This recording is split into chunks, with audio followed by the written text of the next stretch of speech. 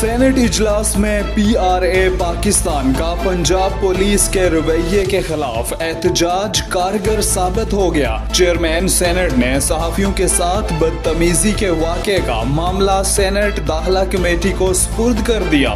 Saint اجلاس میں وزیر مملکت طلال چودھری نے معاملہ کمیٹی کے سپرد کرنے کی مخالفت کی اور کہا کہ 2 سے 3 روز کا وقت دیا جائے۔ یہ معاملہ حکومت پنجاب کا ہے، اس معاملے کو جلد حل کرنے کی کوشش کی جائے گی۔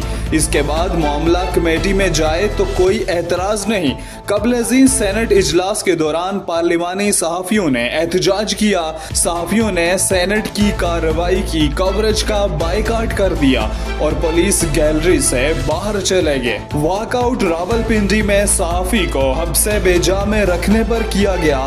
چیئرمین سینٹ کی ہدایت پر senator Irfan Siddiqui, senator Nasir Butt, senator Abdul Qadir اور فیصل سلیم پریس گیلری پہنچے۔ Secretary P R A Pakistan Naveed Akbar نے طارق ورک کے ساتھ نیو ٹاؤن پولیس کے حد تک امیز رویے، تشدد کا نشانہ بنانے اور حبس بے جا میں قید رکھنے کے معاملے کی تفصیلات سے آگاہ کیا اور کہا کہ یہ انتہائی سنجیدہ معاملہ ہے۔ پولیس کے صحافیوں کے ساتھ غنڈہ گردی پر مبنی رویے کو صرف نظر انداز نہیں کیا جا سکتا۔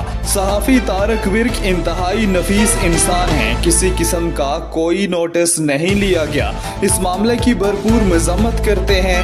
پی آر اے پاکستان کے صدر نے اختتامی کلمات ادا کرتے ہوئے کہا کہ صحافیوں نے آمروں کا سامنا کیا، صحافیوں نے حکومتوں سے لڑائی لڑی، ہر مشکل دور میں ڈٹ کر کھڑے رہے، تو کوئی بھی ایس ایچ او ہماری ایک خبر اور قلم کی مار ہے۔